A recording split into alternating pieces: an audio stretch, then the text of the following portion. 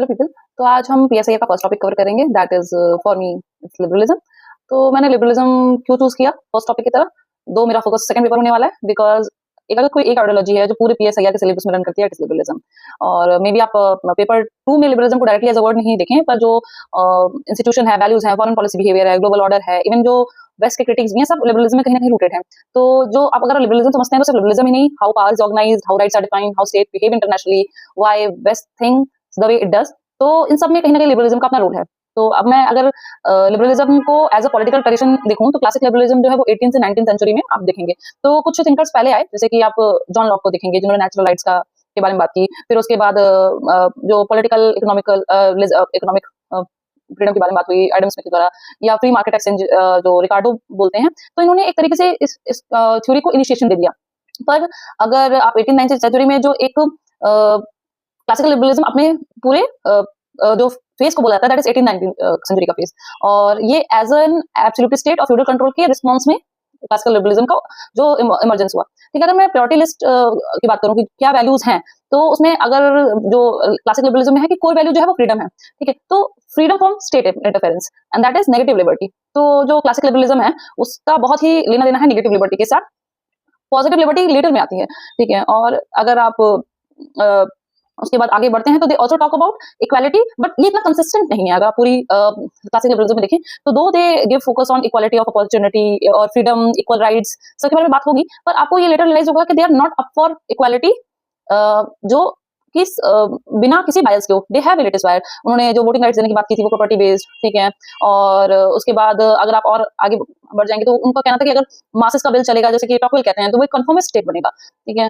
और individual liberty का loss हो जाएगा। तो they do believe limited franchise और रिप्रेजेंटेटिव इंस्टीट्यूशन, और एक पॉपुलर बिल पे चेक होना चाहिए। ठीक है, उसके बाद आपका जो सबसे इंपॉर्टेंट थिंकर है, जो सबसे अथॉरिटेटिव वॉइस आएगी, वो जॉन स्टुअर्ट मिल है, जो कि एक ब्रिटिश थिंकर है, जिन्होंने जो लिबर्टी है उसको विगरसली डिफेंड किया है। उन्होंने वुमेन सफ्रेज को सपोर्ट किया है। उन्होंने इवन एक तरीके से वो ब्रिज क्यों है ब्रिज थिंकर, क्योंकि वो जो क्लासिकल लिबरलिज्म है और मॉडर्न लिबरलिज्म है उसके बीच में जो स्टेट का इंटरवेंशन की तरफ एक तरीके से पॉजिटिविटी दिखाई उन्होंने, not Holi but a very limited state intervention on education and welfare part, वो जॉन स्टुअर्ट मिल ही उस ट्रेडिशन का स्टार्ट करते हैं।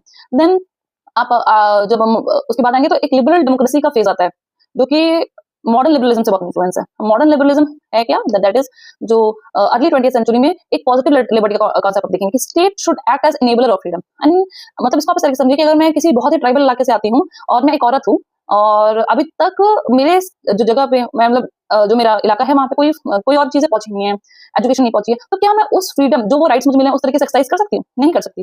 तो आप उस चीज को अगर मुझे मतलब स्टेट का इंटरवेंशन बहुत इंपॉर्टेंट होता है, ताकि वो ये चीजें जो मुझे एक्सरसाइज करने में, जो फ्रीडम एक्सरसाइज करने में वो स्टेट इंटरवेंशन करे। जो सोशल जस्टिस का आइडिया है, वेलफेयर स्टेट का आइडिया है, तो वो मॉडर्न लिबरलिज्म की नहीं है। अब लिबरलिज्म जो है वो हम थोड़ा सा लेफ्ट की तरफ सोचते हैं, ऐसा है नहीं। लिबरलिज्म में ही राइट भी एग्जिस्ट करता है और लिबरलिज्म में ही मॉडर्न लिबरलिज्म में उसमें लेफ्ट भी एग्जिस्ट करता है। अगर लेफ्ट की तरफ देखेंगे तो आप कैनीज देख सकते हैं, रॉल्स देख सकते हैं, जिन्होंने जस्टिस एंड फेयरनेस की बात की है। ठीक है, तो ये लेफ्ट साइड ऑफ स्पेक्ट्रम में है, जो कि स्टेट इंटरवेंशन की बात करते हैं। पर राइट साइड ऑफ स्पेक्ट्रम में जैसे कि आप हाइक को देख लीजिए या फ्रीडम, ये बिल्कुल ही राइट साइड में आते हैं, तो ये लेज़र फेयर की बात करते हैं। अब ये पर ये सिर्फ इकोनॉमिक, अगर आप देखना चाहें तो सिर्फ इकोनॉमिक फ्रंट या पॉलिटिकल फ्रंट की बात होगी। अगर मैं ये लिबरलिज्म में कल्चरल डिवीजन नहीं है। अगर आप लेफ्ट कल्चरली आप लेफ्ट है, आप स्टेट इंटरवेंशन की बात करते हैं, तो यू कांट बी लिबरल, तो उसमें एक ही जो है आपका वो है पोर्शन है।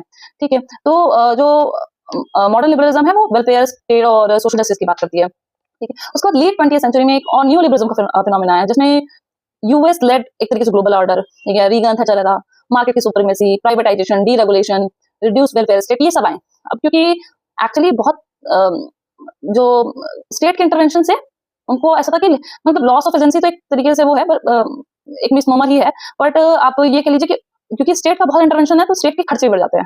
ठीक है, तो उस तरीके से, और स्टेट को टैक्स भी बहुत देना पड़ता है। तो अगर आप एक प्रॉपर, क्योंकि एक मॉडर्न लिबरल वर्ल्ड जो है वो क्या है, उसे कोर कुछ जो लिबरल डेमोक्रेसी बोलते हैं वो क्या है, तो वो है कि पॉलिटिकल लिबरलिज्म होनी चाहिए, राइट्स होने चाहिए, रूल ऑफ लॉ होने चाहिए, और डेमोक्रेसी होनी चाहिए, यूनिवर्सल फ्रेंचाइज होनी चाहिए, मल्टी पार्टी सिस्टम होना चाहिए। तो कुछ कोर असम्पशन होगी, कैपिटलिस्ट इकोनॉमी होगी, मल्टी पार्टी इलेक्टोरल कंपटीशन होगा, कॉन्स्टिट्यूशनलिज्म होगा, प्रोटेक्शन ऑफ माइनॉरिटीज होगा, ये कोर असम्पशन है लिबरलिज्म के। और ये एक्चुअली वही चीज है जो यूएस आज जो यूएस का जो सिस्टम है यही लिबरल डेमोक्रेसी है, एक तरीके से सिनोनिमस है। और इसी के एक्चुअली बेसिस पे आप जब जो वर्ल्ड ऑर्डर डिजाइन है ना, वो ये लिबरल वर्ल्ड ऑर्डर बहुत इन्फ्लुएंस है। ठीक है, तो आप जो सेकंड पेपर में पढ़ेंगे तो ये चीजें बार बार आएंगी आपको, और आपको कहीं ना कहीं इससे कुछ तो कुछ हिंट ड्रॉ करनी पड़ेगी कि हाउ इट इज आइडियोलॉजिकली जो है वो किस तरीके से ये जो बात इंटरनेशनल ऑर्डर में बोली जा रही है, वर्ल्ड ऑर्डर में बोली जा रही है, कैसे कैसे लिबरलिज्म का बेसिस बना के बोली जा रही है।